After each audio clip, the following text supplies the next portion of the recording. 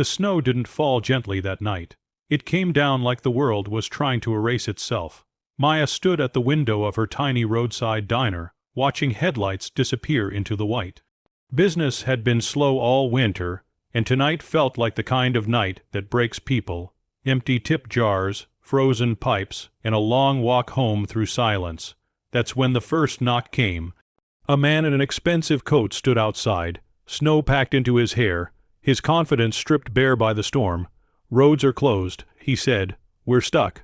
Behind him, more figures emerged from the white men and women, all dressed well, all suddenly helpless. Maya hesitated for half a breath. Her diner was closing, her apartment upstairs was small, her fridge was nearly empty. Then she opened the door wider. "Come in before you freeze," she said. They filled the diner, then the hallway, then her apartment upstairs. 15 strangers, wet shoes by the door, steam rising from their coats. The power flickered, then went out completely. Maya lit candles. She made soup from whatever she had left. Potatoes, bread, a bit of chicken meant to last her the week. She handed out blankets, shared stories, laughed when the wind howled like something alive. None of them mentioned who they were, and Maya didn't ask. At one point, she noticed a man quietly fixing her broken heater with tools borrowed from his car. Another woman helped wash dishes by candlelight.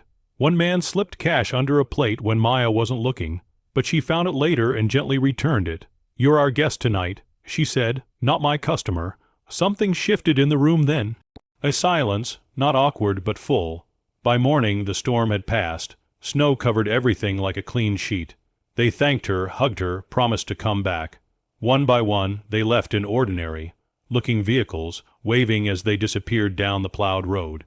Maya stood in the doorway, exhausted, wondering if she just fed strangers instead of paying her own bills. The next morning, she woke to a sound she'd never heard before. Engines, dozens of them. She pulled back the curtain and froze.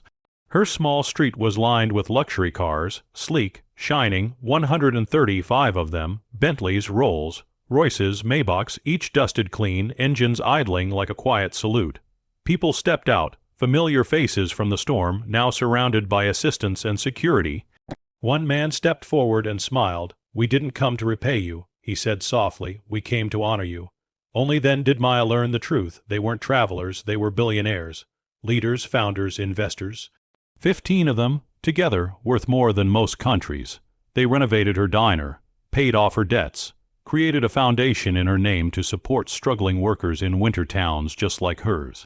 But the thing Maya remembered most wasn't the cars. It was what one woman whispered as she hugged her goodbye. "Last night, we remembered who we were before the money." And that's the part of the story that stays with you. Because kindness doesn't ask for resumes, compassion doesn't check net worth, and sometimes opening one small door on the coldest night invites warmth that changes everything.